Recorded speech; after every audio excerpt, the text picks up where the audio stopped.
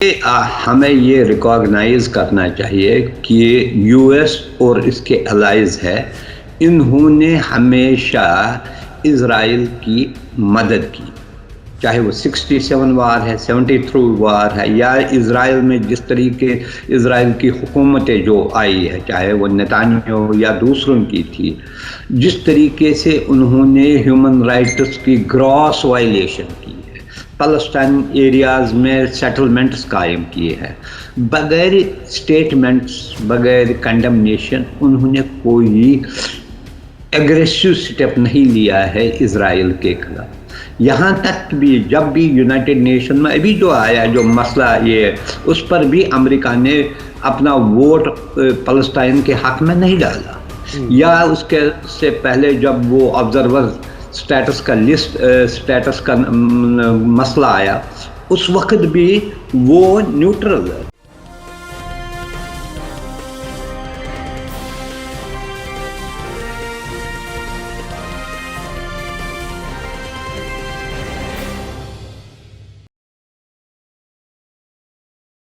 Hello, नमस्कार, आदाब, सत श्री अकाल और अस्सलाम वालेकुम। मैं हूं मोहम्मद अहमद काज़मी, लेकर आया हूं आपका पसंदीदा कार्यक्रम आपके रूबरू। इस कार्यक्रम में हम आपको कुछ खबरों की तह तक पहुंचाने के लिए, ज्यादा इंफॉर्मेशन हासिल करने के लिए कुछ जानकार लोगों से मिलवाते हैं, और इन मुलाकातों में वो पहलू भी सामने आ जाते हैं जो आम तौर पर आपको मीडिया में नजर नहीं आते। मीडिया स्टार वर्ल्ड लगातार इंटरनेशनल खबरों को कवरेज देता रहा है, और मिडिल ईस्ट पर खास तौर पर हम फोकस रखते हैं ताकि ज्यादा जो नजदीकी हमारे इलाके हैं इन में क्या कुछ हो रहा है, और ये सबसे ज्यादा एक तरह से साजिशों का मरकज भी है। मुख्तलिफ मुल्कों की हुकूमतों को गुलाम बनाना, उनको अपने तरीके से इस्तेमाल करना, हथियारों की सप्लाई जारी रखना, ये सारी चीजें इस इलाके में मिडिल ईस्ट में होती रहती हैं। इस वक्त इजराइल में नई सरकार बनी है और उस सरकार के खिलाफ आज भी बहुत बड़ा प्रोटेस्ट है। इस सब के बीच में जो कुछ हो रहा है वो ये कि बेंजामिन नेतन्याहू ने मुलाकात की है अमेरिका के national security adviser Jake Sullivan से, और सऊदी अरब और ईरान के बीच में नॉर्मलाइजेशन की बात पर चर्चा हुई है कि इसमें कैसे आगे बढ़ा जाए। इसके अलावा वहां एक मिनिस्टर है, इंटीरियर मिनिस्टर, उनका नाम है आये देरी। उनके खिलाफ कोर्ट ने फैसला दिया है कि वो मिनिस्टर नहीं रह सकते, उसके बावजूद वो मिनिस्टर हैं। एक और मिनिस्टर हैं इजराइल में नई हुकूमत में, इतामर बिन गविर, वो भी बहुत ही हार्डलाइन कहे जाते हैं, और उन्होंने एक बार फिर यानी दूसरी बार मस्जिद अल अक्सा का दौरा किया है, और उससे एक तरह से प्रोवोकेशन बढ़ रही है। इस सब पर बात करने के लिए मेरे साथ इस वक्त खास मेहमान हैं शेख मंजूर साहब, सीनियर जर्नलिस्ट, एक लंबे अरसे तक इंटरनेशनल अफेयर्स कवर करते रहे हैं, बहुत मुल्कों में जाती तौर पर जाकर के तज्जिया किया है, देखा है, रिपोर्टिंग की है। शेख मंजूर साहब, वेलकम है आपका, मीडिया स्टार वर्ल्ड को आपने वक्त दिया। आप बताइए कि क्या कुछ है ये।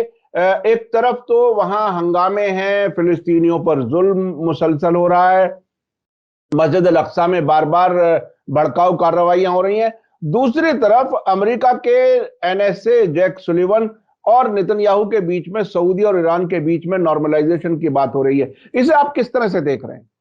देखिए, जब से ये नई गवर्नमेंट आई है नेतान्याहू की, इसके बारे में इंटरनेशनल कम्युनिटी में बहुत सारे खदशात पैदा हुए हैं, क्योंकि इस गवर्नमेंट में जो इसके पार्टनर्स है, इम्पॉर्टेंट पार्टनर्स, वो राइट विंग से ताल्लुक़ रखते हैं।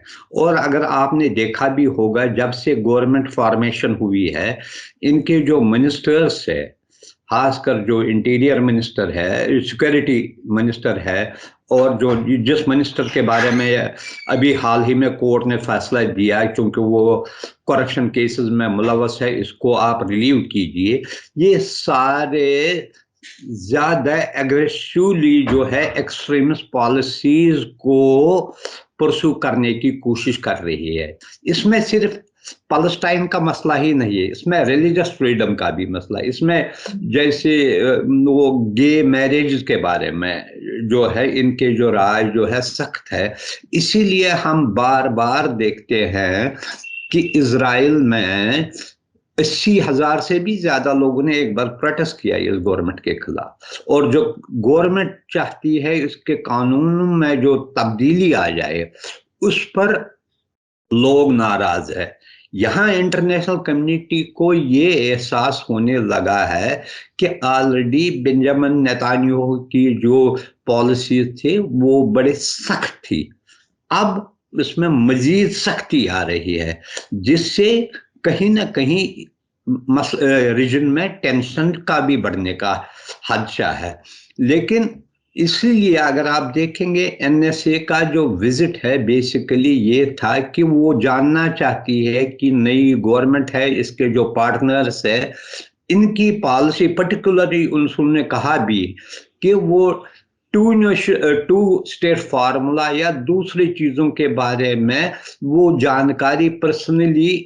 जानकारी हासिल करना चाहता है कि गवर्नमेंट इस सिलसिले में कौन सा अप्रोच इख्तियार करेगी।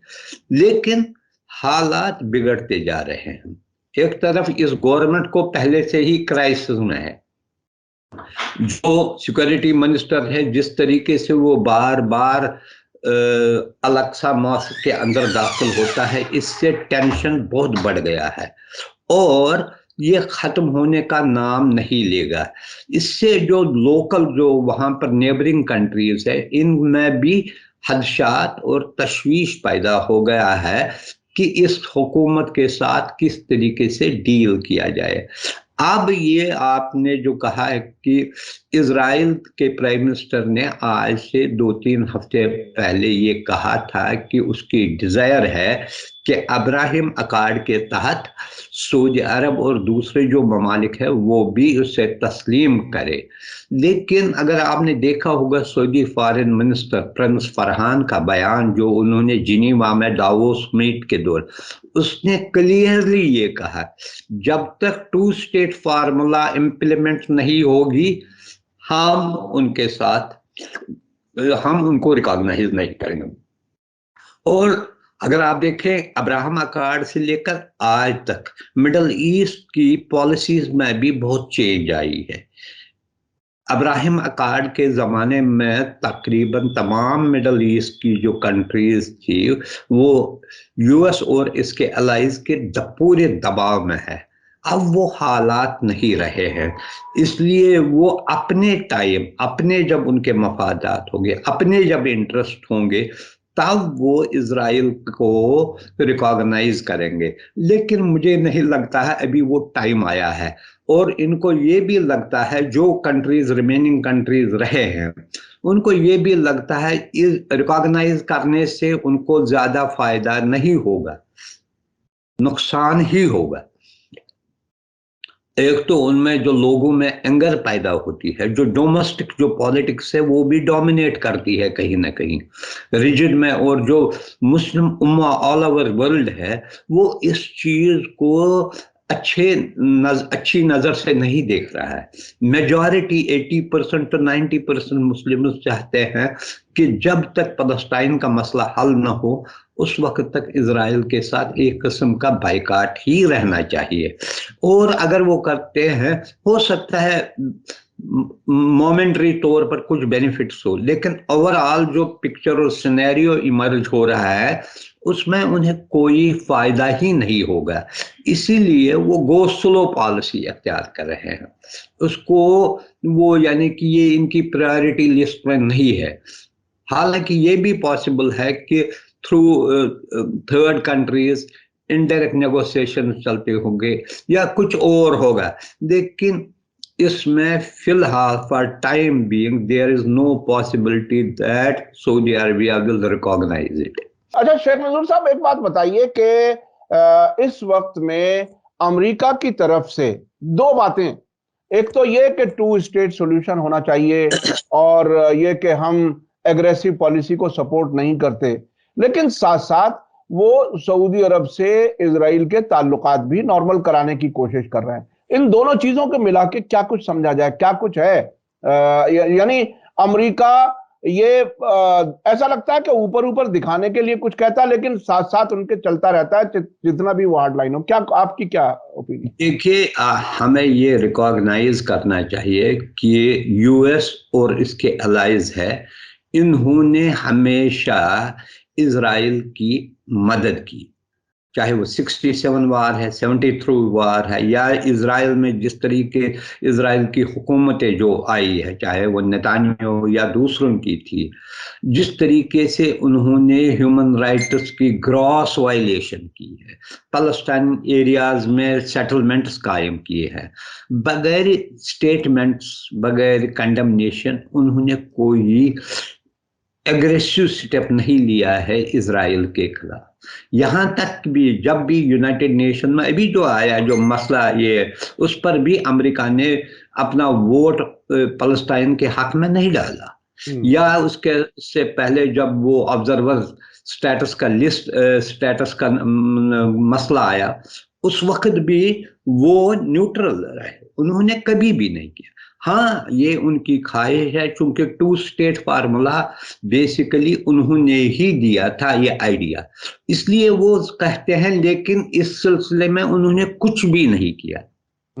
यहां तक कि ये इस गवर्नमेंट को तकरीबन 1 महीने से भी ज्यादा टाइम हुआ है, इसने जो स्टेप्स लिए हैं रिगार्डिंग पैलेस्टाइन, या उन्होंने जो ओपनली कहा, इसको भी उनको वार्न नहीं किया कि ये बंद कीजिए ये चीजें।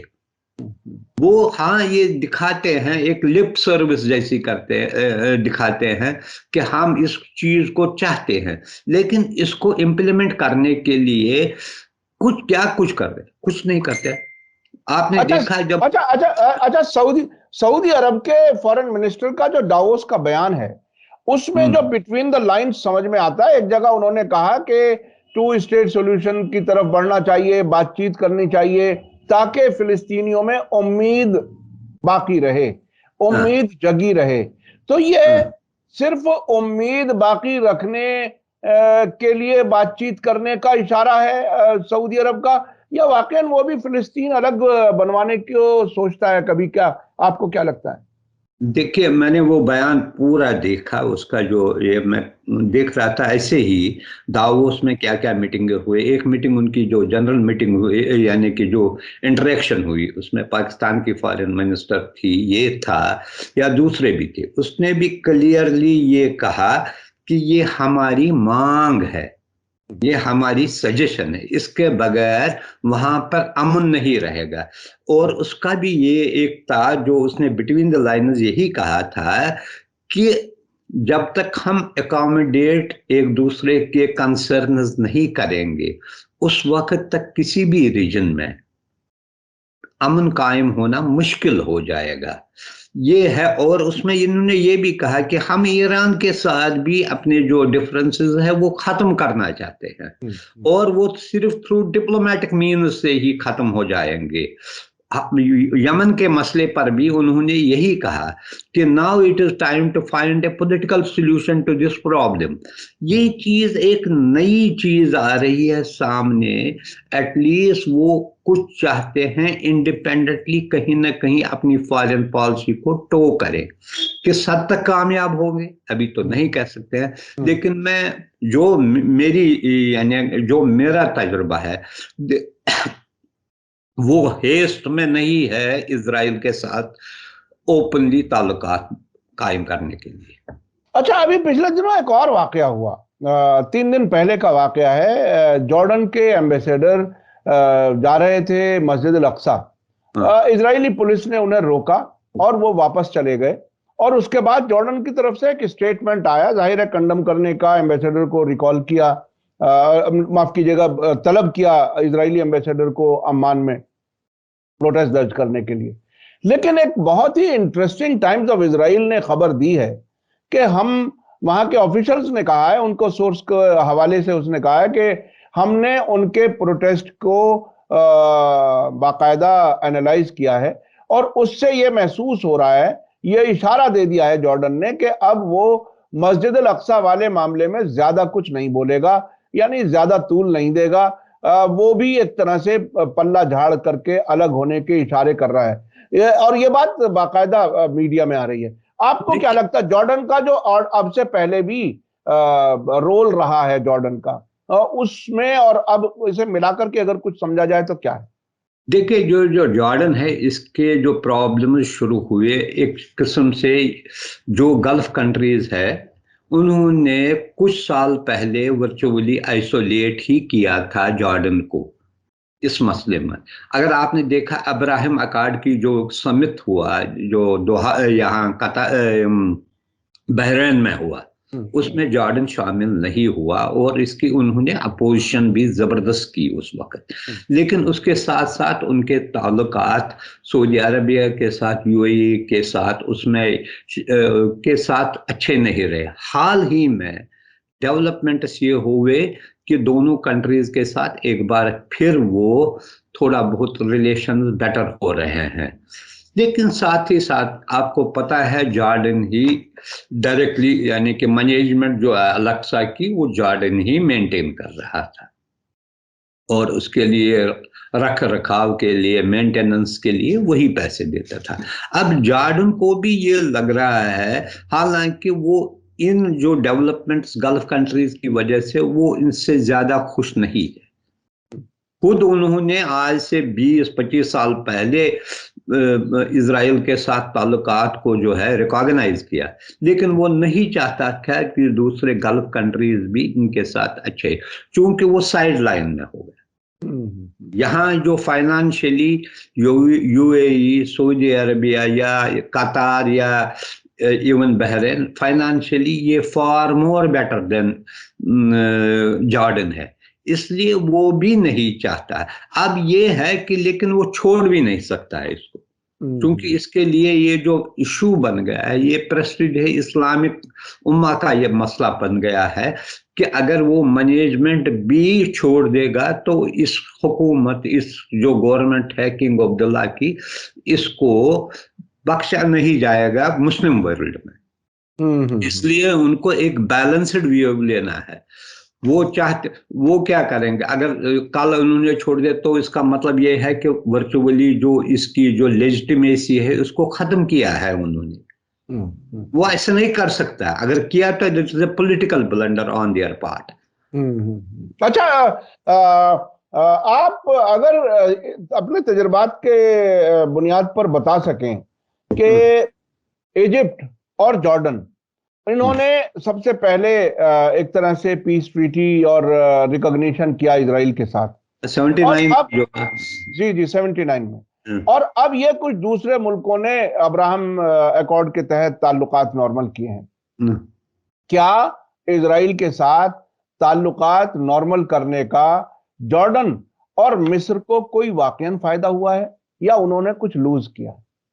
देखिए, इजिप्ट को तो फायदा हुआ, बिकॉज इजिप्ट किसी भी तरीके से, एक तो उनके रिलेशंस जो है उनके सऊदी के साथ बहुत स्ट्रांग रिलेशन है, क्योंकि मैक्सिमम जो फाइनेंशियल सपोर्ट इजिप्ट को मिलता है वो सऊदी से मिलता है, और यूएई के साथ भी उन्होंने, इजिप्ट कंट्री है जिसने यमन के वार में वो, it was a partner of these two countries जिन्होंने किया है, इसलिए वो उसको। और दूसरी बात, अरब कंट्रीज में एक पॉपुलेशन के लिहाज से और पावर के हिसाब से बड़ा स्ट्रांग माना जाता है as compare to other country, इसलिए इजिप्ट के साथ उसका। और इजिप्ट एक और चीज करता है, वो जब भी फलस्तीन ग्रुप्स के दरमियान कुछ गड़बड़ होता है, चाहे खासकर हमास और अल फतह के दरमियान जो भी होता है, वो भी करता है, या ब्लॉकेड इजराइल करता है, तो इसको नेगोशिएट करने के लिए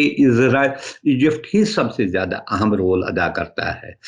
हालांकि उसके कुछ होंगे, रिजर्वेशंस होंगे, लेकिन वो एक फैसिलिटेटर है बिटवीन अरब्स एंड इजराइल। वो फैसिलिटेटर है बिटवीन हम्स, अल फतह एंड इजराइल। इसी के जरिए सारा, और वो पिवोटल रोल अदा कर रहा है इसमें। और इसको फायदा तो ये रहेगा कि जब उसी के जो हम ख्याल रखने वाले कुछ और अरब कंट्रीज उसका हिस्सा बनेंगे, नेचुरली इसकी पोजीशन स्ट्रेंथन होगी। लेकिन जॉर्डन के मामले में जॉर्डन इसमें पीछे हो रहा है। अच्छा, अच्छा, एक अगर इसे थोड़ा सा दूसरे तरीके से समझा जाए, इजिप्ट के बारे में जो आपने बताया, कुछ दिन के लिए एक इलेक्टेड सरकार बनी थी इजिप्ट में, और उसने जो जो अख्वानुल मुस्लिमीन की थी, उस सरकार ने कई इंडिकेशन दिए, कुछ कम ही वक्त के लिए रहे, तकरीबन 1 साल के लिए। वो ईरान से भी ताल्लुकात बेहतर करने की बात भी कर रहे थे। उस जमाने में इजराइल के खिलाफ भी आवाजें उठ रही थी इजिप्ट में, और आमतौर पर सऊदी की तरफ उतना झुकाव नहीं था जितना उससे पहले की या बाद की हुकूमत का है। तो ये जो तब्दीली थी, इसमें जाहिर है क्या क्या क्या इजराइल भी नहीं चाहता था ऐसी कोई सरकार, क्योंकि हमें याद है कि उस वक्त में ईरान का एक जहाज दरियाए नील से गुजारा गया था, जो इजराइल के बहुत नजदीक से गुजर के गया था। तो क्या वो मुसलसल इजिप्ट को अपने खेमे में रखना चाहते हैं, ताकि वहां की जो पहली डेमोक्रेटिक सरकार को भी गिरा दिया गया, वहां वो क्या कुछ सिनेरियो था, जरा थोड़ा सा बताइए। देखिए, वो सिर्फ इजराइल नहीं था, उसमें अमेरिका का भी बड़ा, अमेरिकन एंड वेस्टर्न कंट्रीज का भी बड़ा हाथ है, और इंक्लूडिंग गल्फ कंट्रीज। चूंकि वो खासकर उस वक्त शायद किंग अब्दुल्ला था, वो भी नहीं चाहता था, पहले उन्होंने वेलकम तो किया, लेकिन कभी वो नहीं चाहते थे कि इस किस्म की हुकूमत है जो यानी कि एक वहाँ एक सिस्टम जो करे, उन्होंने अडॉप्ट किया था ईरान के साथ भी, या दूसरे फ़लस्तीनियों के बारे में उन्होंने बड़ी लिबरल पॉलिसी अख्तियार की थी। कुछ देर के लिए इजराइल का वहाँ पर जो है मिशन वो बंद भी हुआ था। इनको सारे लेकिन उनकी एक जो है, उन्होंने वो ज्यादा हेस्ट में चले, वो यानी कि सुपरफास्ट ट्रेन की तरह भागने लगे, और वहां जो है उनके नीचे जो स्ट्रक्चर था वो पुराना ही था, वो हुस्न मुबारक का ही था, और उसमें जब तक वो अपने सिस्टम को स्ट्रेंथन नहीं करते उस वक्त तक वो ऊपर से रहे, लेकिन नीचे सिस्टम वही पुराना काम कर रहा था। और इसी वजह से आपने देखा जनरल सीसी जो था, वो उस वक्त जो कमांडर इन चीफ था, वो एकदम उसमें आ गया और वो बन गया। और दूसरी बात हमें ये देखना है, हालांकि डेमोक्रेटिकली इलेक्टेड गवर्नमेंट थी मिस्टर मुर्सी की, लेट मुर्सी की, लेकिन जब ये गवर्नमेंट उसका तख्ता है उसको गिरफ्तार किया गया, कंडेमनेशन के अलावा यूएस ने कहा डेमोक्रेसी, लेकिन फिर सारा मिलिट्री एड, इकोनॉमिक एड या सारी कुछ चीजें हैं इस गवर्नमेंट के मुहैया किया। वो दिखाता है कि इसमें जो है नॉर्मल इंटरेस्ट के होते हैं गवर्नमेंट के। अच्छा, इसमें एक नतीजा जो निकल के आता है, हमने इराक में 2003 के बाद की पार्लियामेंट के जरिए अमेरिका के खिलाफ रेजोल्यूशन पास होता हुआ देखा। हमने हमास की जब हुकूमत बनी 2006 में, उसको रिकॉग्नाइज नहीं किया गया अमेरिका और वेस्टर्न मुल्कों के जरिए। कभी कभी दूसरे मुल्कों से भी जो इस किस्म की डेमोक्रेटिक किस्म की आवाजें आती हैं, वो उसे अमेरिका पसंद नहीं करता। तो क्या यह नतीजा निकाला जाए कि इस पूरे इलाके में डेमोक्रेसी अमेरिका को सूट ही नहीं करती, वो अपनी पसंद से चलाना चाहता है, क्या है? जहां जहां अमेरिका के एलाइज है, वहां खासकर इस रीजन में आपने देखा है मिनॉरिटी है, बहुत सालों से चले, दहाइयों से चल रही है। जहां जहां उनके अपने इंटरेस्ट्स है, इनके एलाइज है, चाहे वो डिक्टेटर है, चाहे वो रूलर्स है, हुक्मरान है किसी के, उनके लिए ये रूल अप्लाई नहीं होता है।